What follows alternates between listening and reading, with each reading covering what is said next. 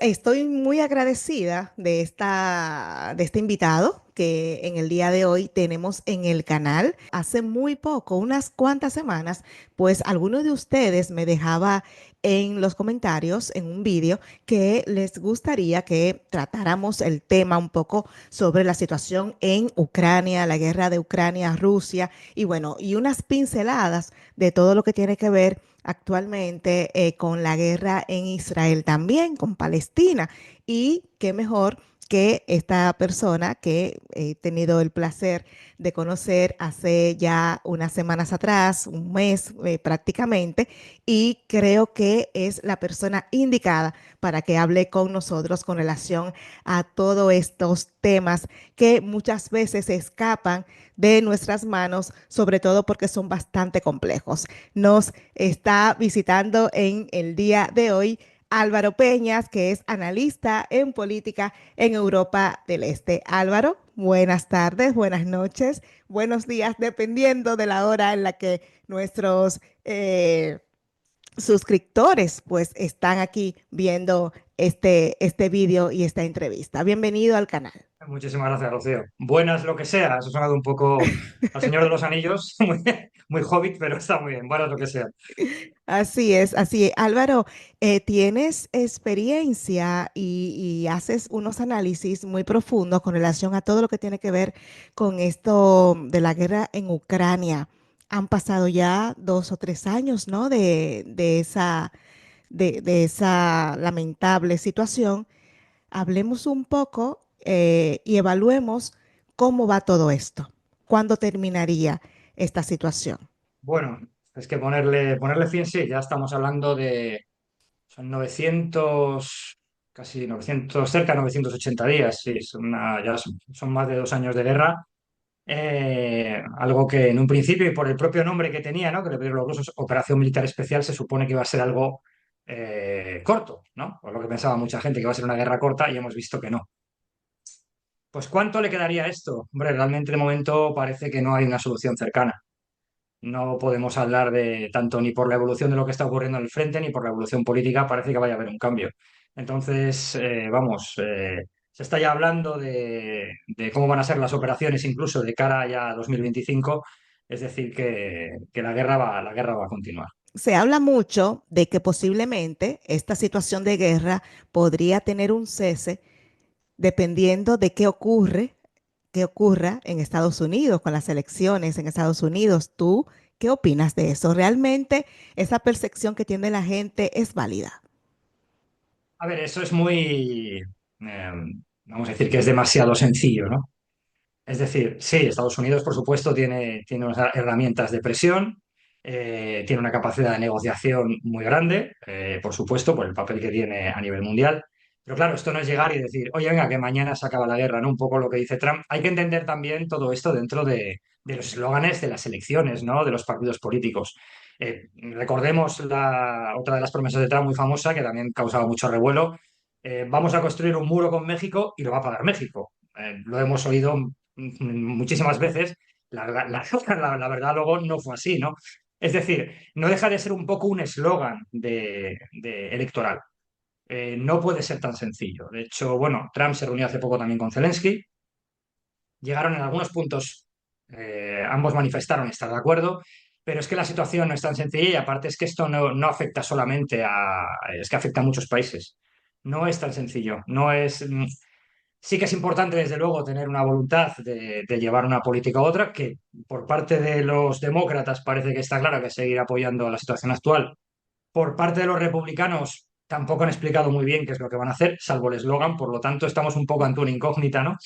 Pero no es algo, si fuera tan sencillo, pues eh, vamos, los problemas del mundo durarían muy poco, pero es que vemos que no es así, porque los problemas tienen unas raíces muy fuertes y luego aparte, la cuestión fundamental es que tú tienes a dos países totalmente enfrentados y eso, conseguir las teclas para que esos países en un momento dado se puedan sentar a una mesa de negociación, no es fácil. Evidentemente, siempre va a haber relaciones diplomáticas, siempre va a haber eh, momentos en los que estos países puedan, o incluso ahora mismo puede que haya algún tipo de negociación que desconozcamos, o por lo menos de contacto, no de negociación, quizá de contacto, pero realmente es muy difícil y sobre todo también porque el resultado que eso tenga puede influir mucho en futuros acontecimientos. Esto no es solamente una cuestión de, bueno, vamos a acabar esta guerra y está. No, hay mucho más, porque si esta guerra no se acaba bien, va a haber más guerras. Entonces, no vamos a solucionar, simplemente vamos a estar o bien postergando algo, y además tenemos bueno, muchísimos ejemplos históricos de todo esto, ¿no? De, bueno, hemos conseguido, siempre habla mucho con la Segunda Guerra Mundial, ¿no? Cuando Chamberlain llegó, logrado la paz, ¿no? Volvió a Inglaterra y después de la conferencia en Múnich en el año 38 y al año siguiente estalla la Segunda Guerra Mundial.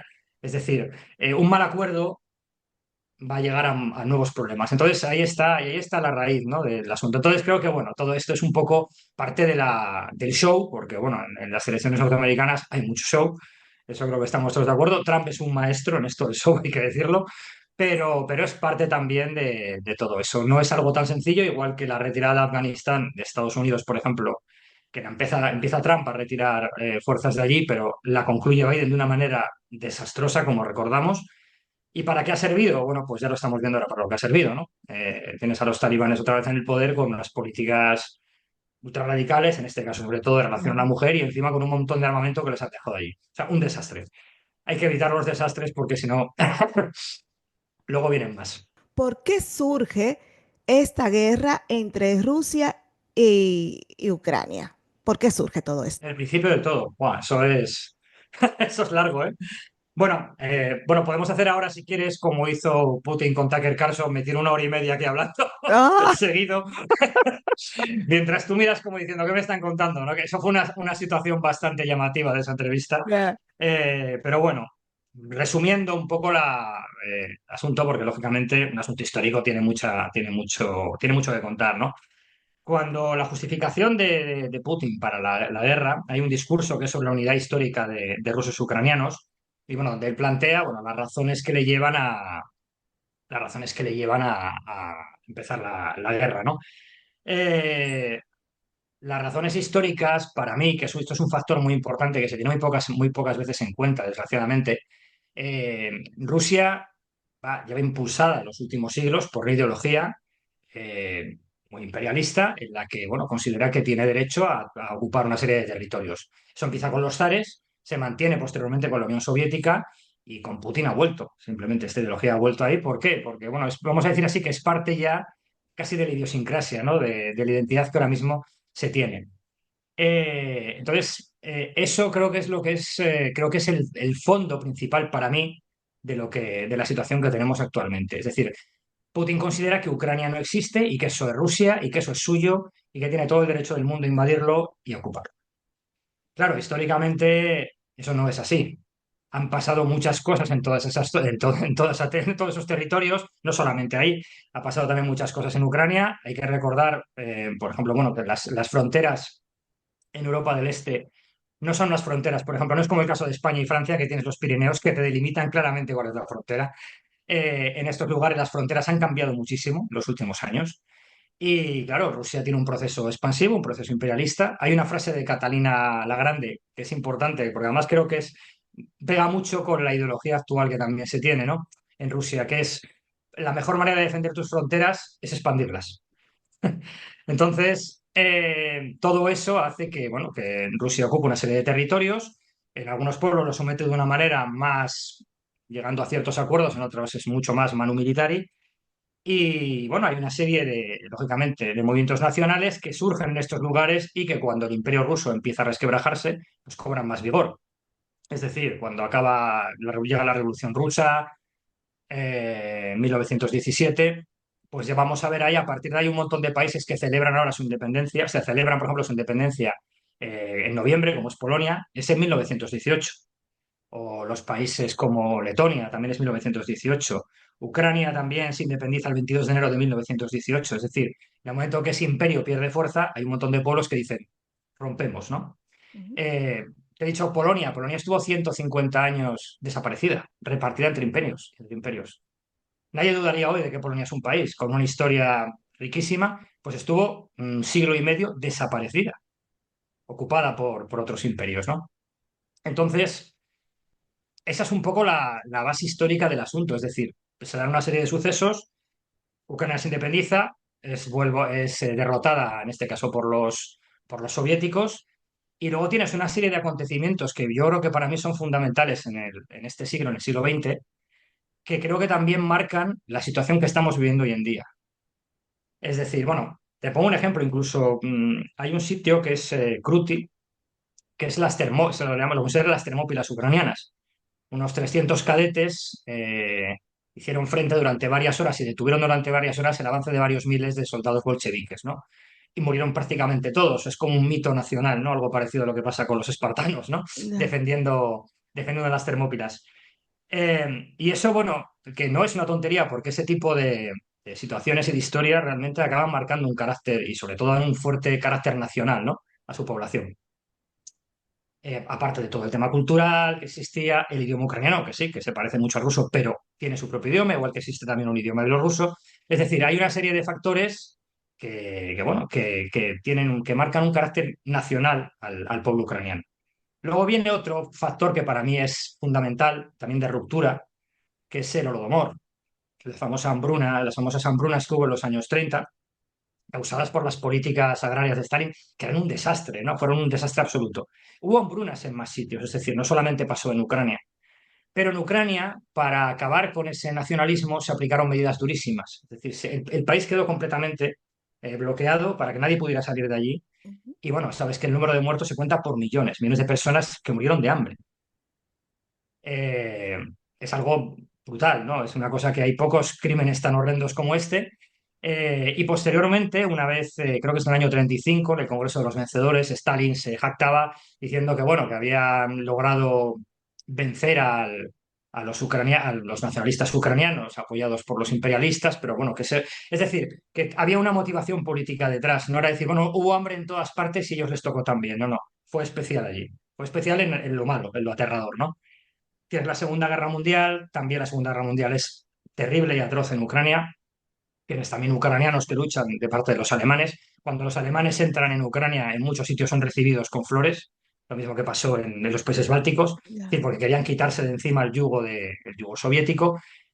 Tenemos Chernobyl también en 1986, sabes, Chernobyl está en Ucrania.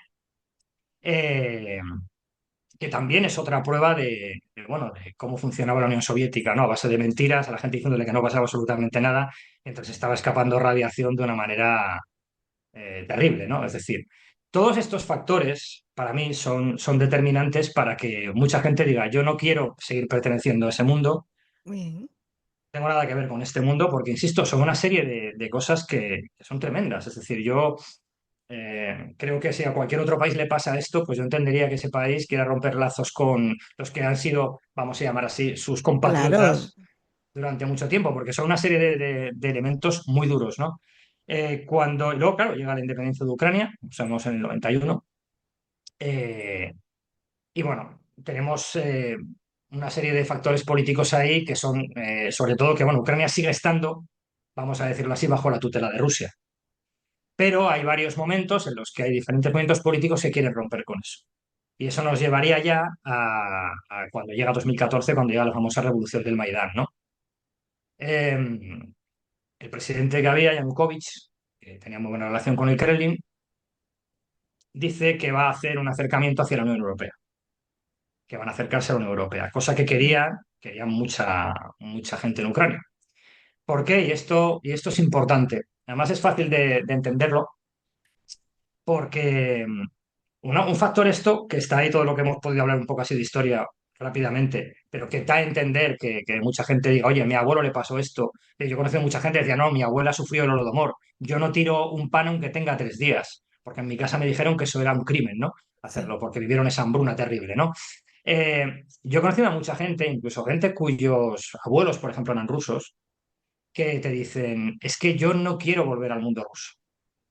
Ellos ven el acercamiento a Europa, el acercamiento en este caso a la Unión Europea, con todos los defectos que le podemos echar a la Unión Europea y todas las Claro. cosas que vemos que están mal, pero lo ven como una mejor forma de vida, más futuro, lo ven como algo diferente, o se sienten más cercanos a eso que a un mundo en el que les han pasado una serie de cosas traumáticas. Sí. Entonces, como te digo, incluso te puedo contar el caso de gente que su origen en realidad son rusos, o que incluso me decían, en mi casa hablábamos ruso antes de la guerra, pero ahora hablamos todos en ucraniano porque no queremos hablar la lengua de que nos invadió. Hace poco entrevistaba a una chica de Crimea, Lía Motresco, y cuando ellos se fueron de Crimea, cuando Crimea es ocupada, su padre dice que se los lleva de allí porque no quiere que tengan futuro, porque él había vivido en la Unión Soviética y había visto lo que era la Unión Soviética y no quería volver a eso. Claro, O te cuento otro ejemplo, Oleg, que es un ucraniano que vive aquí en España, con 59 años, llevaba 15 años viviendo aquí. Con 59 años habló con su hija y se fue a luchar a Ucrania. Hasta que estuvo 9 meses, cuando cumplió 60 le licenciaron. Dijeron, ya no te puedes quedar aquí, ya, ya tienes 60 años. Yo le dije, hombre, pero lo has dejado todo, vives aquí, tienes tu vida aquí, oye, podrías haber apoyado a Ucrania de otra manera. Dice, ya, pero es que yo viví lo que he vivido en la Unión Soviética y no quiero que la gente que yo quiero vuelva a vivir eso. Y para muchos dirán, bueno, pero es que Rusia no es la Unión Soviética. En muchos aspectos es la Unión Soviética, o es un nuevo tipo de Unión Soviética. claro. No hay un modelo socialista como el que había antes, que era un desastre, pero en muchas cosas no ha cambiado absolutamente nada. Que sigue habiendo el mismo modelo, vamos a llamar así, totalitario que existía antes y la misma concepción de la vida. Entonces, eso lo rechaza muchísima gente. Bueno, Estamos me he ido un diciendo poco por las ramas. que ese acercamiento que han querido hacer desde antes que llegara Zelensky a la Unión Europea es lo que realmente termina detonando todo esto, Ujú. ¿no? Claro, claro, porque la cuestión es que, como te decía, Ucrania no era un país independiente, pero Rusia tenía muchísimo poder allí. O sea, Rusia en cierto modo Claro. tenía un control sobre el territorio.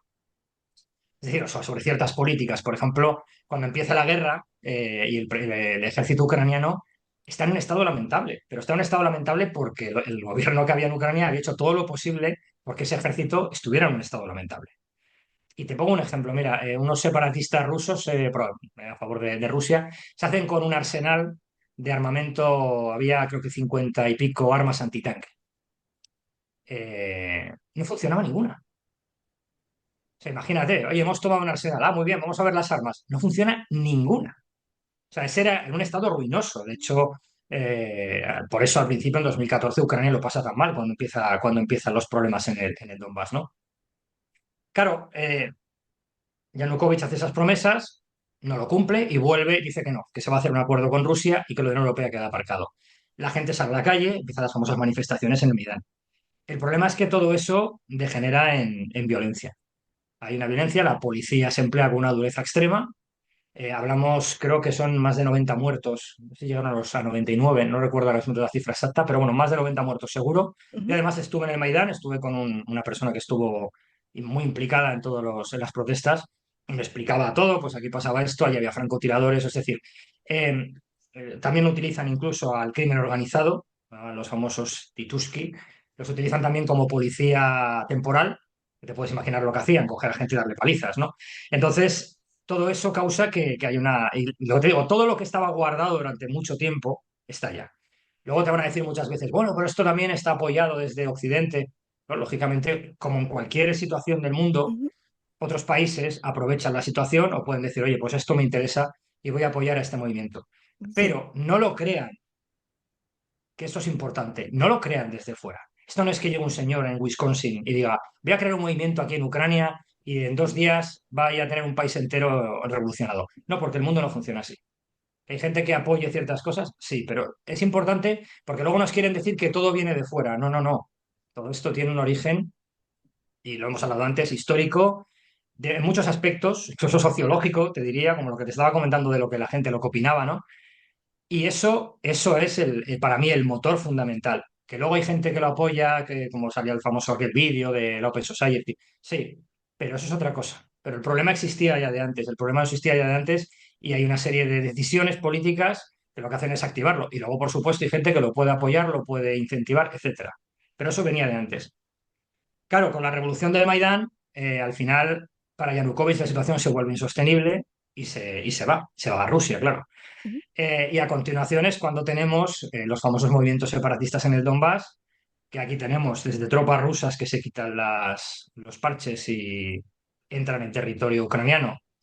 Y ya está, ya tenemos separatistas, separatistas del Sí, sí, Donbass en, sí. en Ucrania. Tenemos la famosa operación Los Pequeños Hombres Verdes, que los llamaron. Aparecen soldados sin ningún tipo de distintivo en Crimea y ocupan Crimea. Y aquí empieza todo, ¿no? Empieza ya, y realmente el inicio está ahí en 2014. Ya. 2014 y 2015 tenemos una guerra, no con esta intensidad, por supuesto, pero sí tenemos una guerra. En 2015 se firmó una paz, pero es una paz que en realidad, vamos a llamarlo así, ha sido casi una tregua y en ciertos momentos, es decir, tú seguías las noticias y seguía habiendo enfrentamientos, seguía habiendo combates, sigue habiendo intercambio de artillería, se violaban los acuerdos, es decir, es una situación de inestabilidad total. Que eso al final también es lo que a Rusia le interesaba, es decir, porque si tú dejas que un país esté en paz, pues ese país puede desarrollarse. Si tú estás manteniendo una Claro. presión continua, le estás poniendo el pie ¿no? El pie encima. Entonces, ahí ya te digo, mira, el caso de Crimea es muy relevante, porque además es que hace poco he entrevistado a una chica de Crimea, Lía Motresco, y me contaba pues un poco, ella es de origen tártaro, ¿no? Los tártaros eran los que vivían, los tártaros de Crimea, que eran los que vivían en Crimea. Allí llegan los rusos en 1783. Pues constituyen el 90% de la población de la península de Crimea. Eh, Empiezan una serie de políticas en las que no les permiten, les impiden trabajar, no les permiten comprar casa, una serie de políticas muy duras. Entonces empiezan a irse los tártaros.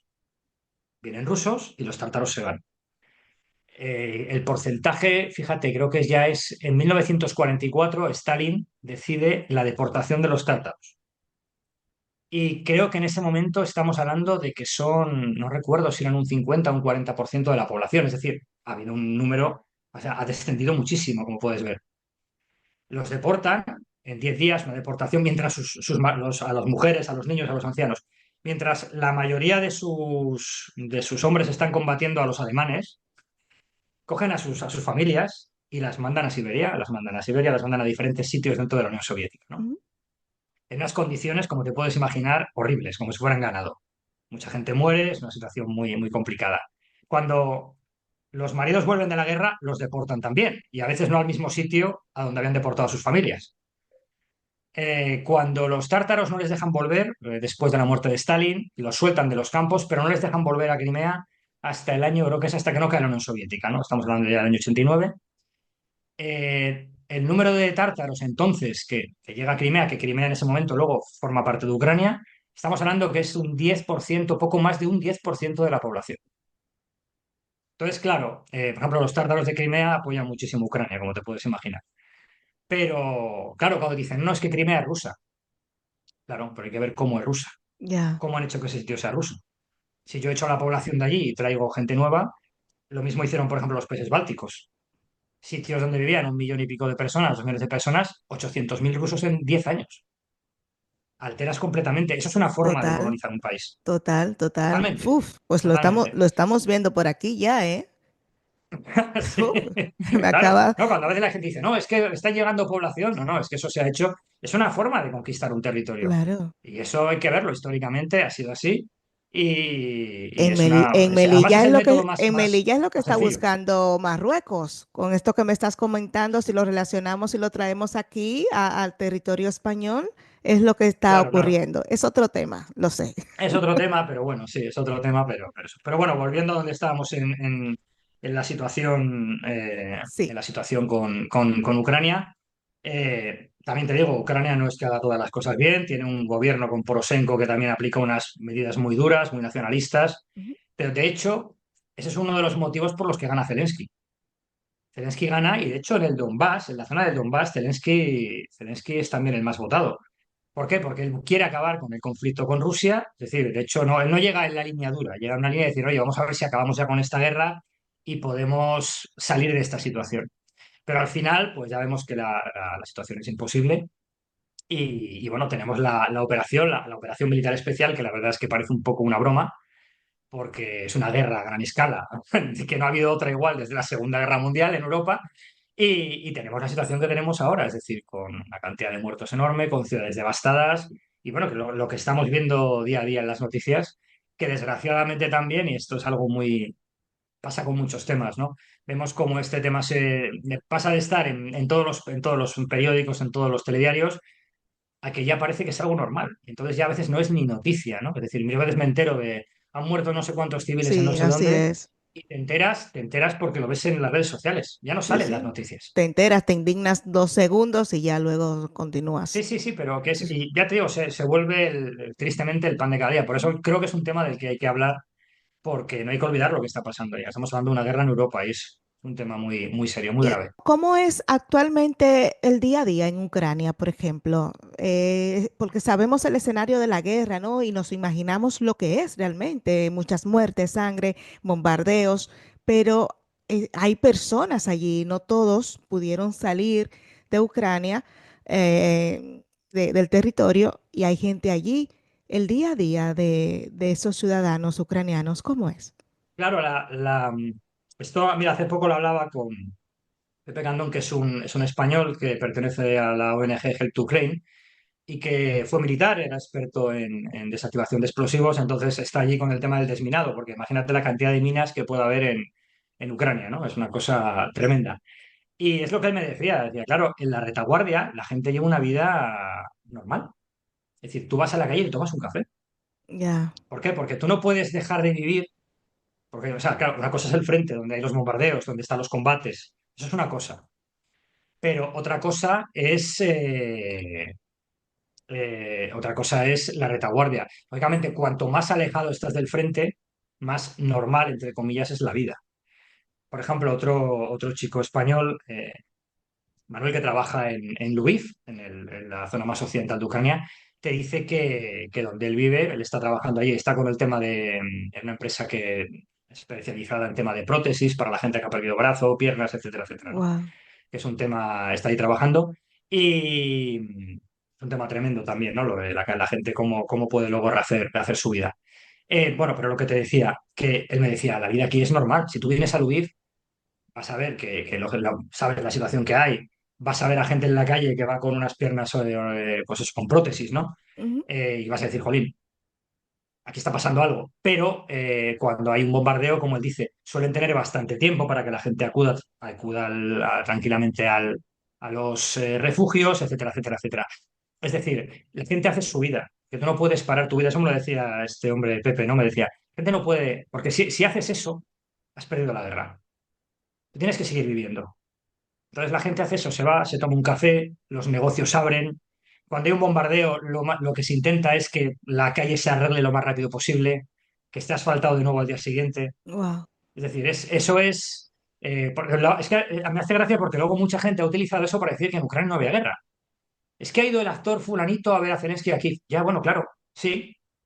Y va a ir allí y tal, sí, sí, porque eso se puede hacer. No puedes ir en avión, lógicamente. Tienes que ir en tren desde Polonia. Pero eso no cambia. Eso es un... No hay, o te enseñan imágenes de gente pues en una fiesta y dices tú, bueno, es una frivolidad. Bueno, sí puede ser una frivolidad, pero es que volvemos a lo mismo. La gente sigue viviendo.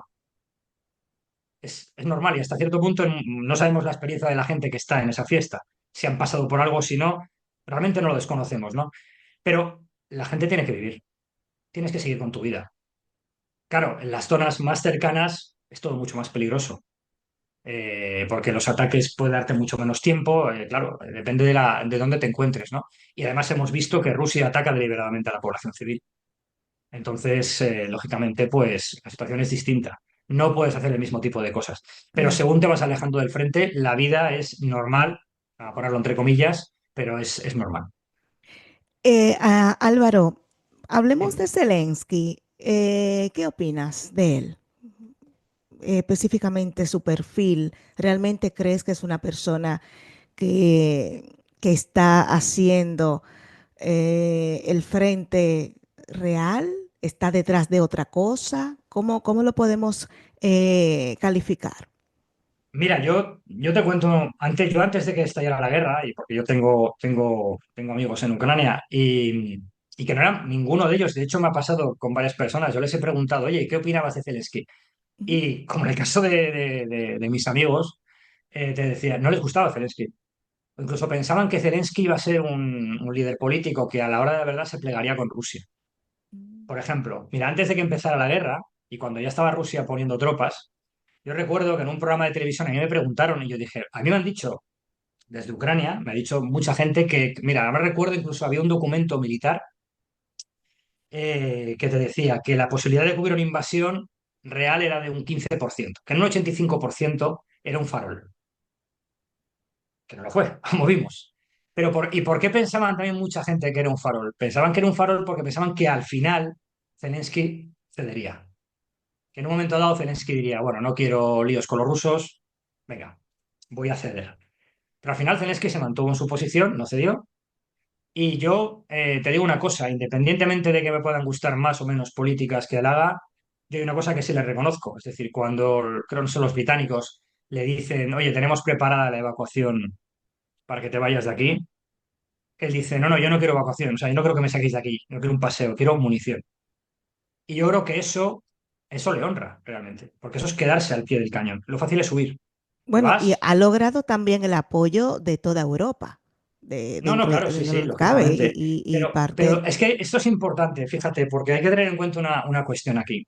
Cuando empieza la operación rusa, Biden, por ejemplo, en su estilo débil habitual, manifiesta más o menos como, bueno, si es algo limitado, como diciendo, bueno, si esto dura poco, sí, pues bueno, pelillos a la mar, ¿no? Esto es como cuando la guerra de Georgia, ¿no? Cuando lo de entramos, sí, Crimea. entramos. Sí, bueno, venga, pero ya está hecho, ¿sabes? De hecho, la idea rusa era esa, ¿no? Otro ejemplo que te puedo poner que es muy interesante fue porque estuve en Eslovenia.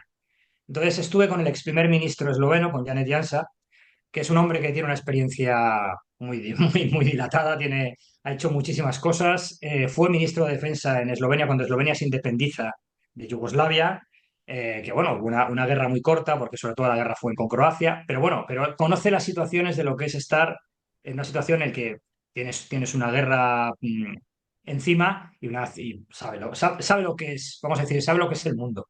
Sí. Eh, pues lo que bueno, Janet Jansa es un político de los de verdad. Me contaba, Janet Jansa se fue cuando ha empezado la guerra, al poco de empezar la operación militar especial, va en tren, cuando las tropas rusas estaban pensando que podían llegar muy cerca de la capital, de Kiev. Va con el primer ministro polaco y con el primer ministro checo, van allí a apoyar a Zelensky, ¿no? Entonces siempre tengo una postura muy clara a favor de Ucrania. Él me contaba que cuando pasa todo esto, Macron, pues Emmanuel Macron, que a veces da unas declaraciones tan rimbombantes, el primer ministro polaco, Morawiecki, dijo, oye, tenemos que preparar un plan de ayuda a Ucrania. Y la contestación de Macron fue, ¿para qué vamos a preparar un plan de ayuda para un país que va a dejar de existir en 2 años? Ha Es dicho decir, que Macron. sí, sí, sí. O sea, que su idea era esa. O sea, su idea era, bueno, Rusia va a ganar, va a haber un cambio, sí, muy mal, ponemos unas sanciones y tal, pero bueno, pasan unos días. Honestamente, si comparamos el poder que tiene Rusia contra Ucrania, realmente al Ujú, principio del todo, sí, muchos hemos pensado que sí, que Rusia iba a claro. ganar. De hecho, la sorpresa ha sido que Ucrania esté ahí resistiendo todavía. Ujú. Claro, claro, claro, claro. Sí, sí, a ver, es que también hay una cuestión aquí, ¿no? También influye mucho la propaganda. Rusia, claro, era el segundo ejército del mundo, supuestamente. Pero a la hora de la verdad se ha demostrado que sus capacidades no eran tan buenas como se pensaban, ¿no? Cuando empieza la invasión, de hecho, efectivamente, como dices, nos sorprende a muchos también. Decir, oye, pues no es tan fácil. Es decir, sí, el avance primero, lógicamente, es rápido, pero la resistencia de los ucranianos, el caso de Mariupol, ¿no? La famosa Feria Azovstal, que fueron 80 y pico días resistiendo allí, o el fallido avance sobre la capital. ¿Por qué? Bueno, en algunos casos, pues a veces el gran fallo del ejército es la logística. La logística rusa, pues no funciona demasiado bien. Se cometieron muchos errores, pero también esto es importante. La idea de Rusia no era el Donbass. La idea de Rusia era cambiar el gobierno en Ucrania. Es decir, y hay varios ejemplos que corroboran esto. Uno de ellos es que hay uno de los ataques cerca de un aeropuerto, Sostomel me parece, que es un fracaso. Las tropas rusas son derrotadas. Pero ciertas unidades rusas siguen avanzando y bueno, al final son eliminadas, ¿no? Van en dirección a la capital. Una de esas unidades era una unidad de policías antidisturbios. Que alguien me explique qué hace una unidad de policías antidisturbios en un frente de guerra. Que era por si se amotinaban algunos en la cantina porque no les daban bien la ración de lentejas. No tiene ningún sentido. Esas tropas iban para controlar a la población en caso de tomar la capital y poner un nuevo gobierno. Yanukovych, que no sé dónde estaba residiendo en Rusia, llegó a Minsk, a Bielorrusia, muy cerca de Ucrania, cuando empieza la operación. Es decir, la idea era volver a colocar, evidentemente, un gobierno títere en el poder. También porque yo creo que los rusos cometieron fallos de inteligencia y llegaron a pensar incluso que habría parte de los ucranianos que se rebelarían contra el gobierno y que podrían apoyar, y eso no pasó. Igual que vimos que los ucranianos no se rindieron en masa, como nos sacaba la propaganda rusa cuando empieza la guerra, igual que vimos una serie de cosas que, claro, la gente dijo de pronto. Y esa sorpresa que tú dices le pasó también a gente como Macron y tal, que se esperaban otra cosa. Y de pronto dicen, oye, ha pasado esto. Entonces el juego cambia y la situación cambia.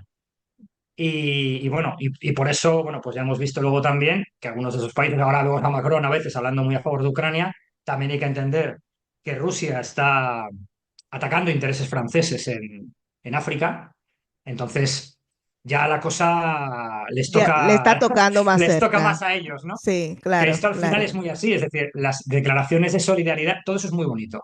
La realidad es que los países se mueven por intereses. Y Sí, claro, pero insisto, y dependiendo del país, tú esto lo vas a ver de una manera o de otra, también por tus circunstancias, en muchos casos históricas, ¿no? Como te decía en un principio antes con lo que hemos hablado de la historia de Ucrania.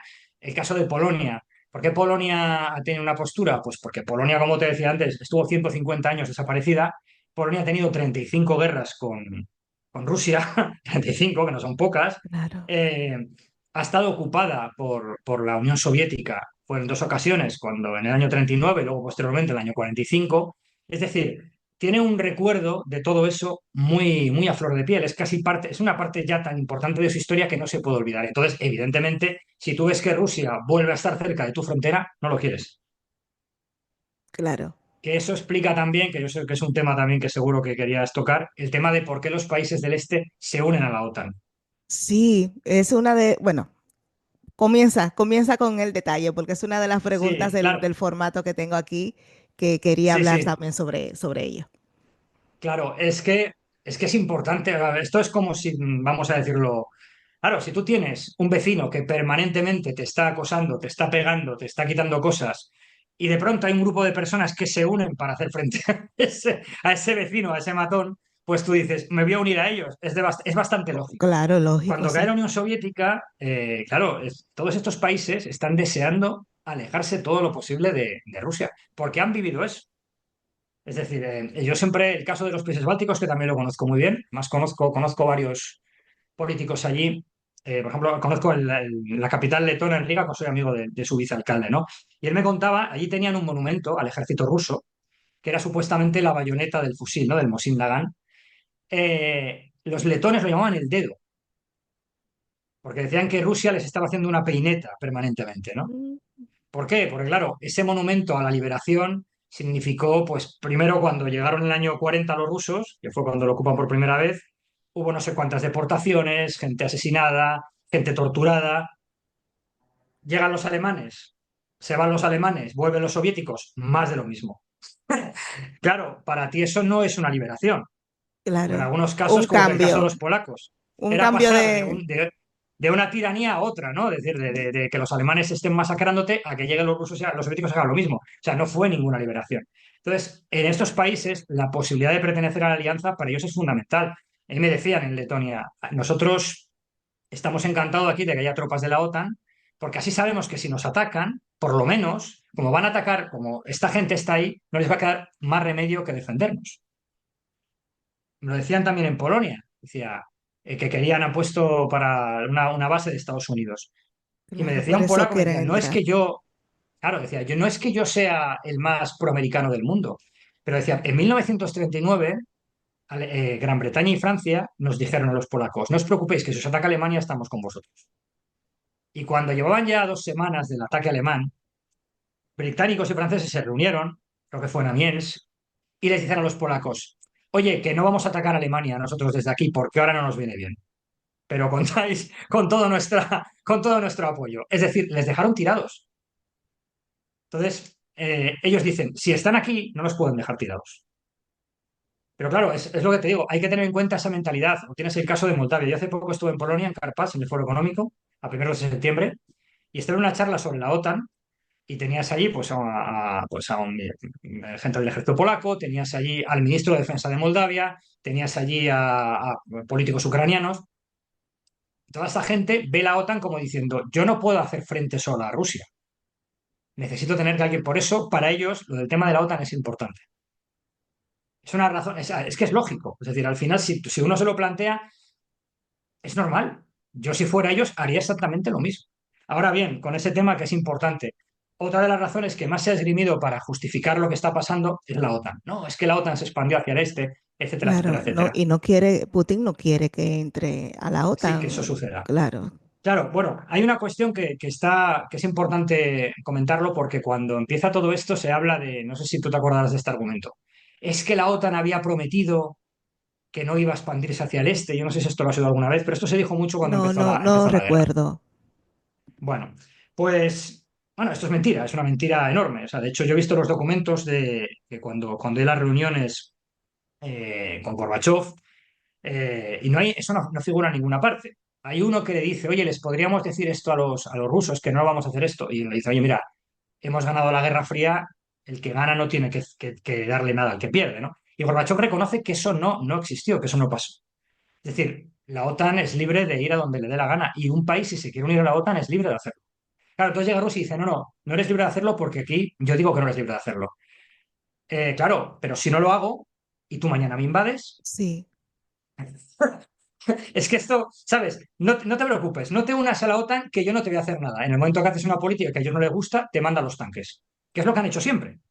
Entonces, claro, no se puede argumentar, es que la culpa es de la OTAN, no señor. La culpa es del que está agrediendo e invadiendo países. Es que es así. O sea, es muy fácil de entender. Claro, es que ellos no pueden, es que tienen derecho. Bueno, pero vamos a ver, si los países no tienen derecho a su soberanía, la tienen. Y el problema es que si no hubieran pasado todas estas cosas de las que hemos estado hablando, pues tú puedes entender, oye, mira, es posible llegar a un buen acuerdo, a un buen entendimiento. No es un país que esté promoviendo pues unas políticas imperialistas o expansionistas, pero es que es todo lo contrario. Por ejemplo, claro, Moldavia se ha librado de tener un problema muy serio gracias a que Ucrania ha resistido. Porque Moldavia estaba en el punto de Moldavia era la siguiente. En Moldavia hay una región separatista, Transnistria, en la que tienes a 1.500, a unos pocos, son sí, 1.500 o 15.000, no recuerdo el número. No es un número pequeño de soldados rusos, pero hay son una especie de territorio separado, ¿no?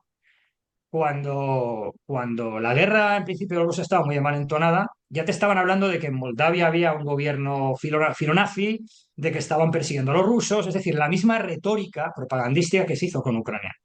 Que por cierto, si miras esa retórica propagandística, es la misma que se utilizaba en la Segunda Guerra Mundial, o que utilizaban sus agentes. Mira, un caso de una española, la pasionaria, Dolores Ibarruri, sí, que era la dirigente comunista, escribió de Polonia, cuando la Unión Soviética ataca a Polonia, te define Polonia como un país opresor, capitalista, que oprimía a los rusos, a los ucranianos. Es decir, los mismos argumentos. Tú lees lo que dice Ibarruri de Ucrania, le cambias los nombres, son los mismos argumentos de hace 80 años, cuando la Unión Soviética estaba día sí día no atacando países. Entonces, claro, yo para mí lo tengo clarísimo. Yo entiendo que, yo puedo entender, no es que la OTAN no hace falta, no haría falta si en el mundo fuéramos todos amigos y no hubiera países que atacan a otros, pero es que estamos viendo que esto no es así. O sea, la Guerra Fría acabó, cierto, pero para mí la Guerra Fría ha vuelto, de otra manera, pero ha vuelto. Y en muchas cosas es exactamente lo mismo. Hay cosas en las que no hay claro. ninguna diferencia. Esto ha tenido un principio y tendrá algún fin. Cuál sería el camino, ¿no? Para que realmente se puedan sentar y acordar finalizar con todo esto. ¿Ves tú a un Putin cediendo el territorio bueno, no cediendo el territorio, sino ya diciendo, ok, me han vencido, me retiro? ¿Ves tú eso o qué No, tiene que lo veo ocurrir? complicado. Lo que pasa es que sí veo que pueda llegar, o sea, sí veo que esta guerra y las cosas que están pasando en esta guerra sí están socavando el poder que tiene Putin.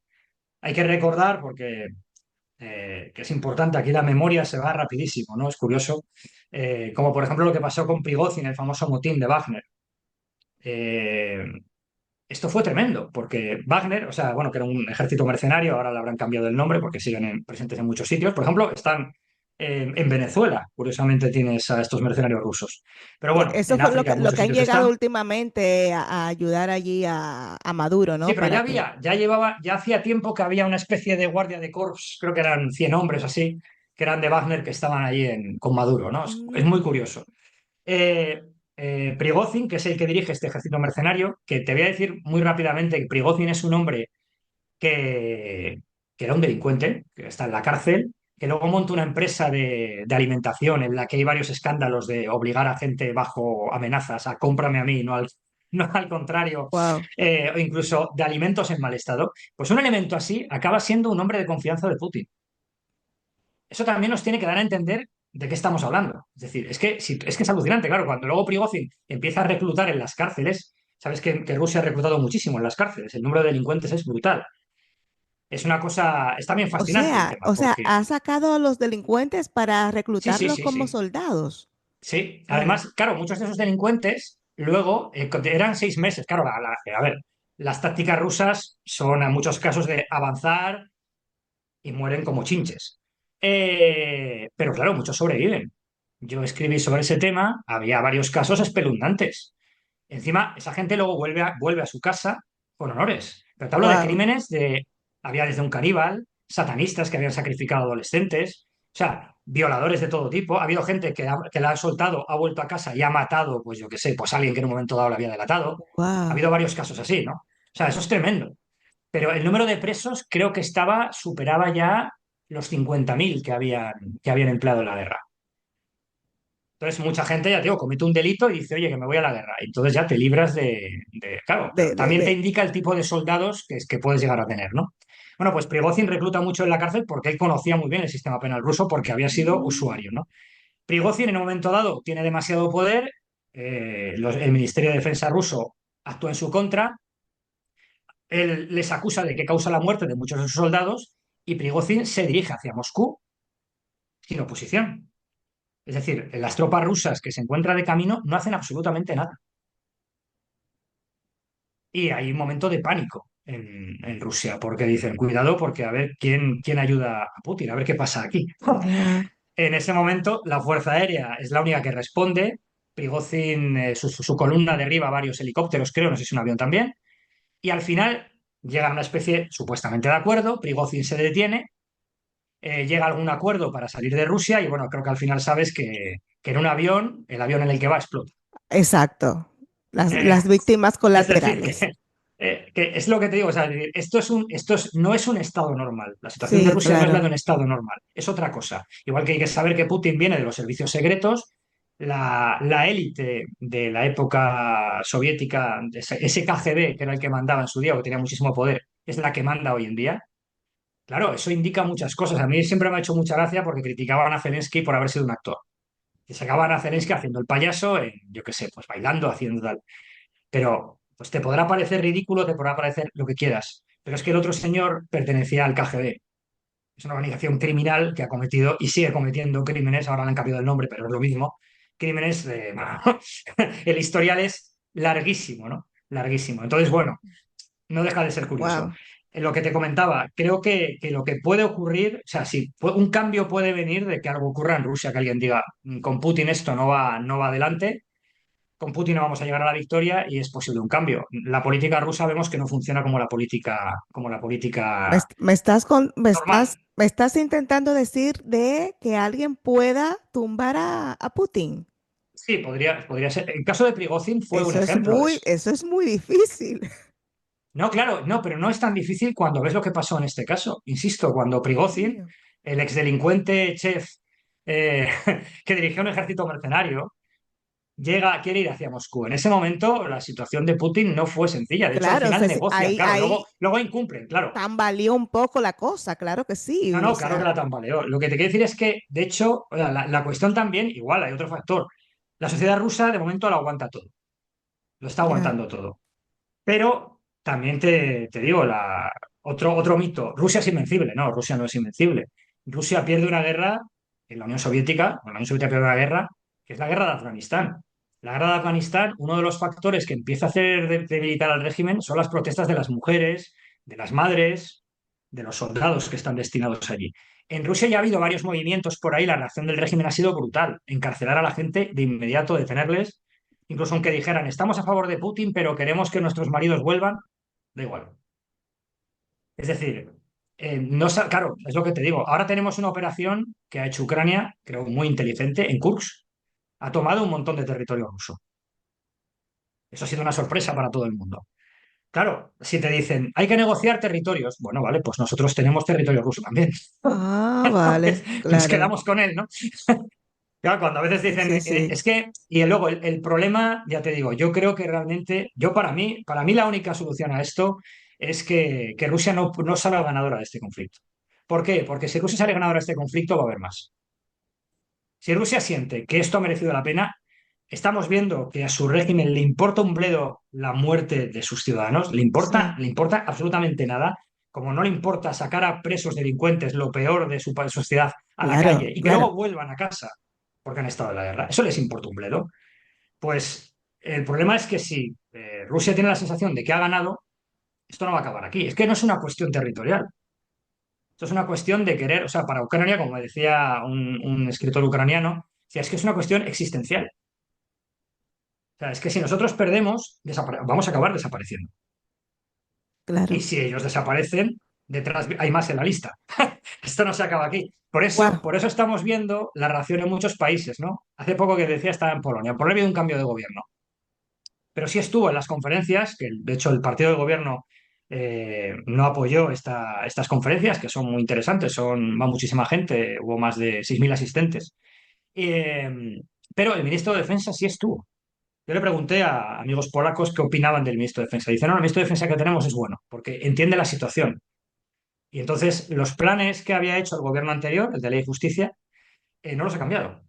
Polonia va a pasar de un 4,3 de su Producto Interior Bruto para el ejército, va a pasar el 4,9. Y va a acabar teniendo, al ritmo que va, Polonia ahora mismo creo que es el segundo ejército más grande de Europa, pero va a ser el primero. ¿Por qué? Porque quieren estar preparados.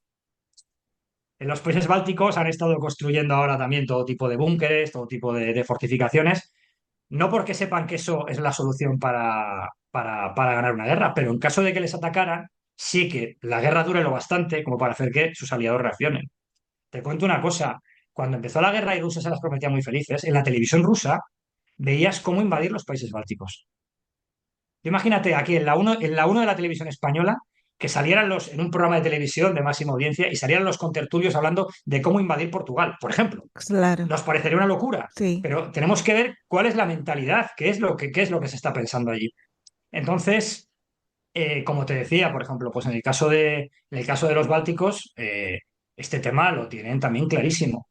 Hay países, me puedes decir, bueno, pero hay países, por ejemplo, como Hungría, que te dice que quiere la paz, etcétera, etcétera. Hungría está defendiendo sus intereses nacionales. Hungría es muy dependiente de la energía rusa en este momento y defiende sus intereses nacionales. Hungría cree que no va a tener que ellos no van a tener un problema.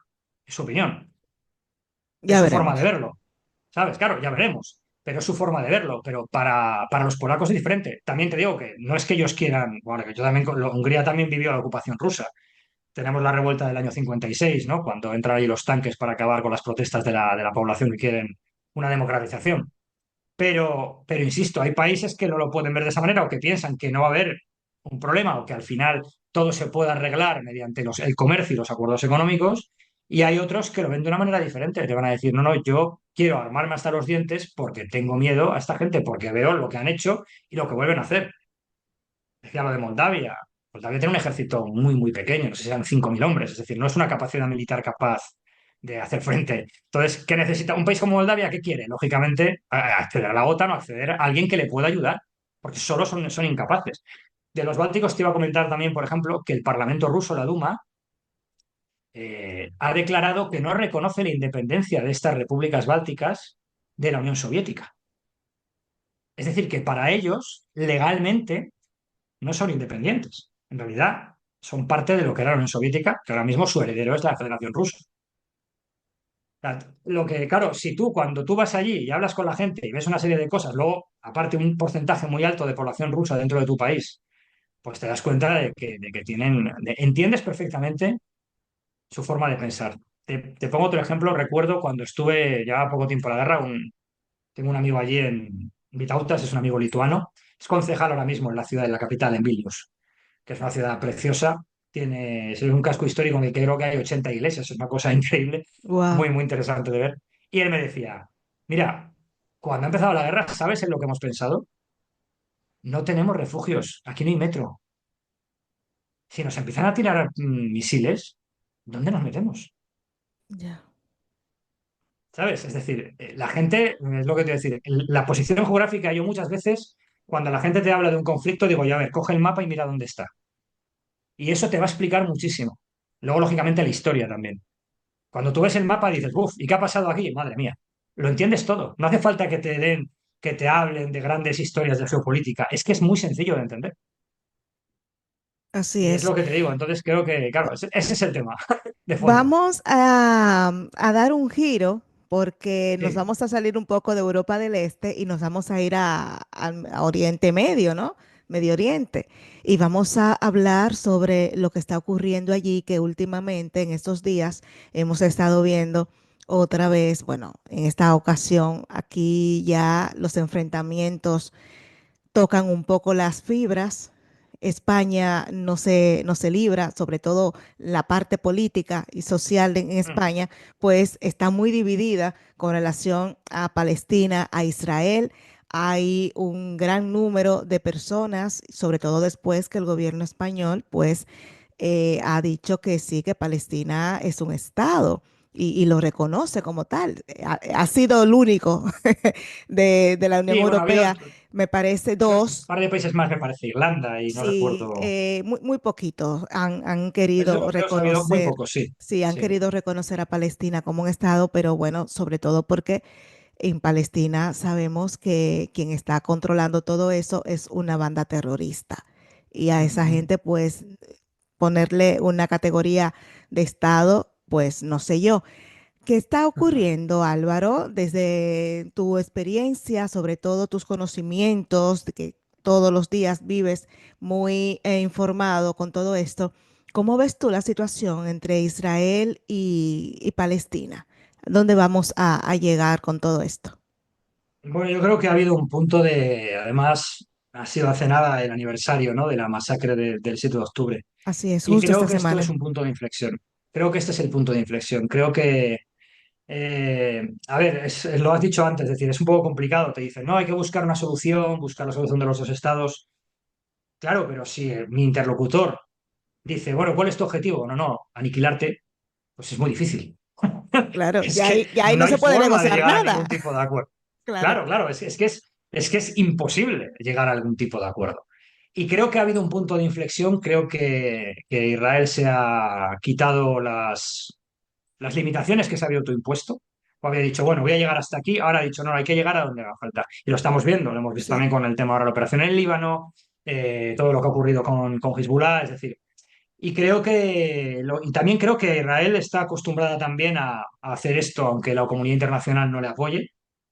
Hemos visto también el enfrentamiento con Naciones Unidas.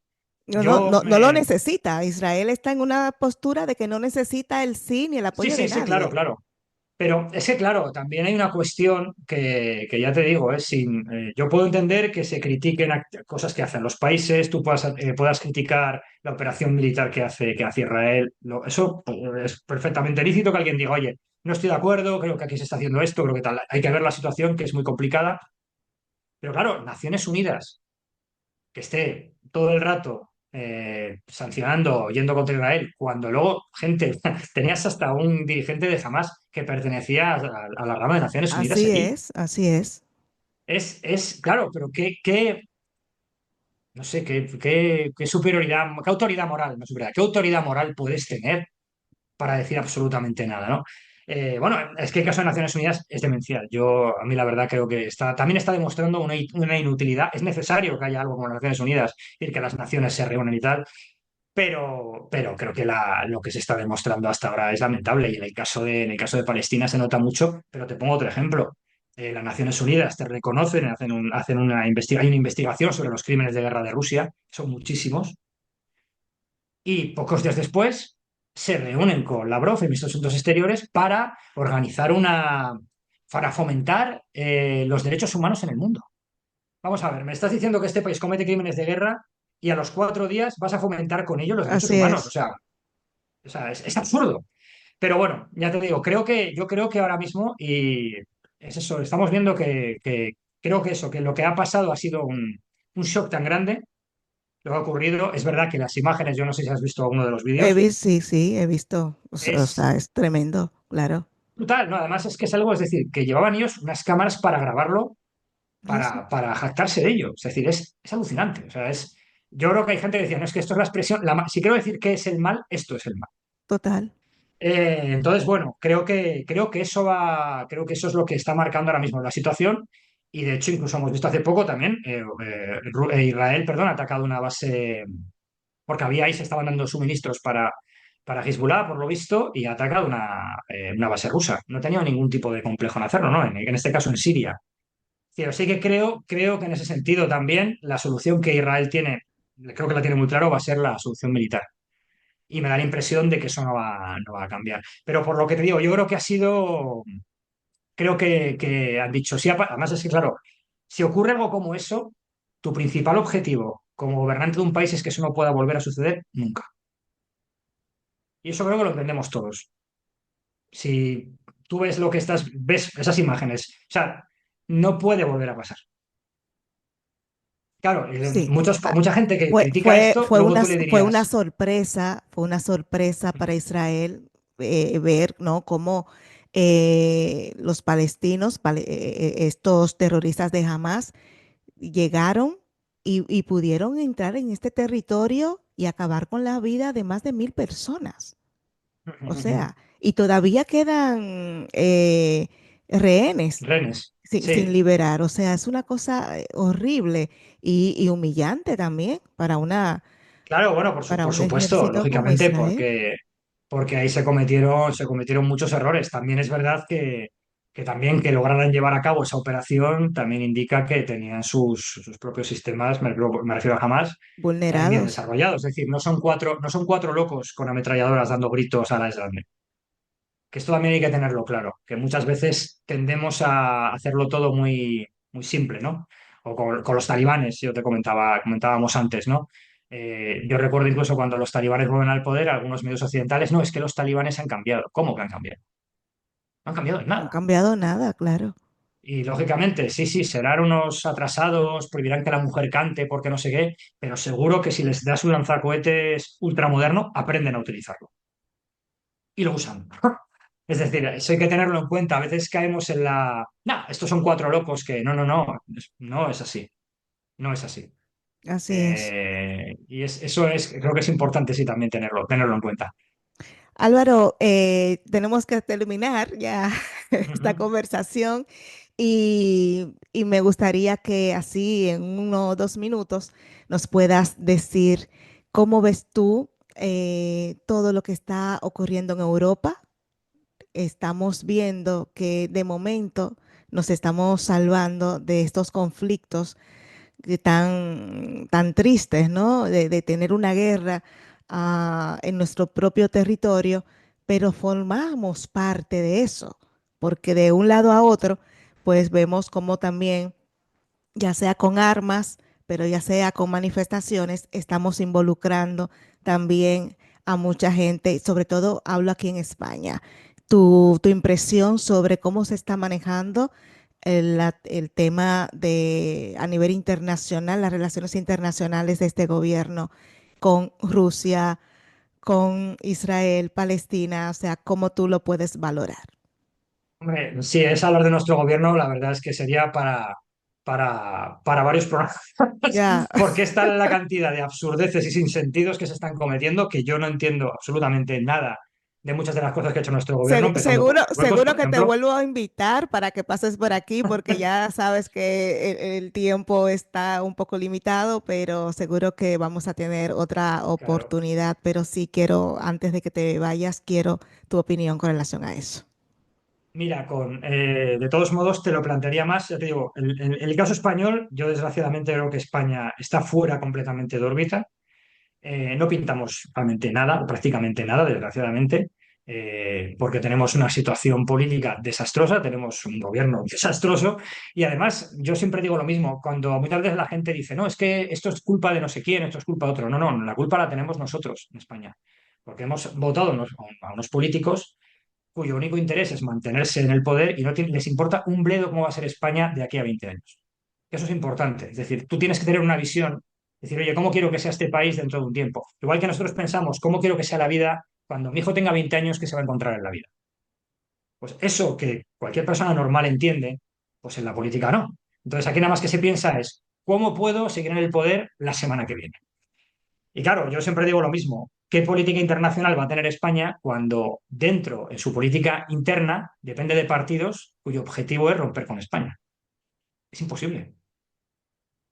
Es que es absurdo. No puedes hacer realmente nada. O sea, tú no puedes tener una política de Estado, una política como nación, cuando tu propio gobierno depende de personas que quieren romper esa nación. No, Total. no va a ningún lado. Y ese es el gran problema que tenemos. Respecto a Europa, te diría que creo que aquí ha habido una ensoñación durante mucho tiempo. Se ha pensado, decía, está la famosa frase de Fukuyama, ¿no? Al fin de la historia, cuando acabó la Guerra Fría, ya está, hemos vencido, se acaba la historia y tal. No, la historia ha vuelto como estamos viendo ahora. Volvemos a ver cosas que podemos encontrar fotos de ahora que parecen fotos de hace 80 años, 90 años. Estamos viendo, pues eso, una situación en la que países de pronto dicen, se han acabado las tonterías, vamos a volver a poner el servicio militar, vamos a rearmarnos. La Unión Europea, hemos pasado también del maravilloso mundo Wonderland, de la granja ecológica, ¿no? Todo, ¿sabes? Que parece una serie de Disney. Y de pronto te dice la Unión Europea, la energía nuclear ahora es verde. O te Ya, dice Ursula von der Leyen, hace falta volver a tener industria. Claro, porque te has dado cuenta de que si hay una guerra, no puedes fabricar cohetes en una granja ecológica. Creo que todo eso está haciendo que, por lo menos y poco a poco, se estén dando cambios a mejor en ese sentido, dentro de lo malo. Porque desgraciadamente también, y es algo muy humano, solamente aprendemos con las cosas malas. Entonces, toda esta situación, toda esta tragedia, para mí su punto positivo es que haya políticos y gente que empieza a decir, oye, tenemos que tener fuerzas armadas, tenemos que tener fábricas, tenemos que tener cosas. No podemos ser un país completamente dependiente de otros. Entonces creo que eso es bueno. Vamos a ver si esa línea se sigue, porque no deja de haber, aún así, mucha gente que sigue viviendo la soñación, pero por ejemplo, en las últimas elecciones estamos viendo en diferentes países cómo los verdes están pegando un batacazo. ¿Por qué? Pues porque las políticas verdes son un desastre, son un desastre.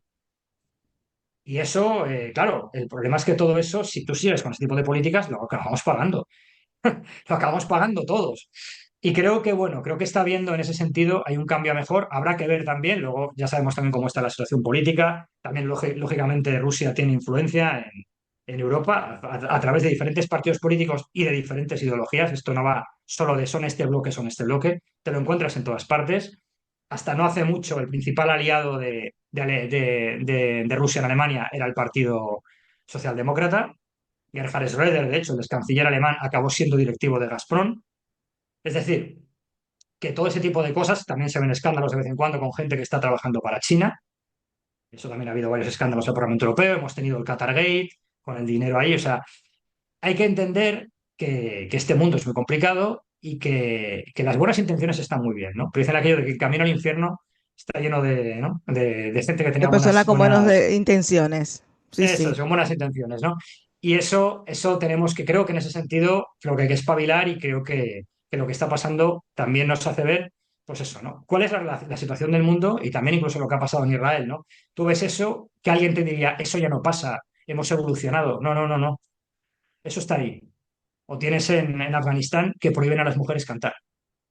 Es una locura, es una auténtica locura, pero eso está pasando.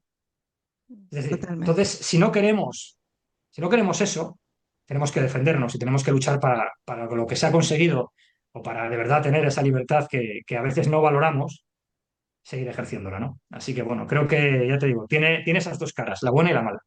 Pues muchísimas gracias, Álvaro, Álvaro Peñas, que ha estado conmigo y con todos aquí en el canal hablando. Bueno, son temas muy interesantes que no siempre dominamos Y para eso hay que ser muy listo y traer a las mejores personas que puedan Gracias, darnos ¿eh? luz a todo eso. Así que muchísimas gracias, Álvaro, por estar conmigo y seguro que te voy a tener muy pronto porque luego vamos a hablar sobre las elecciones en Estados Unidos. Ese es el próximo tema que quiero tocar contigo. Así que muchísimas gracias por tu visita en el canal.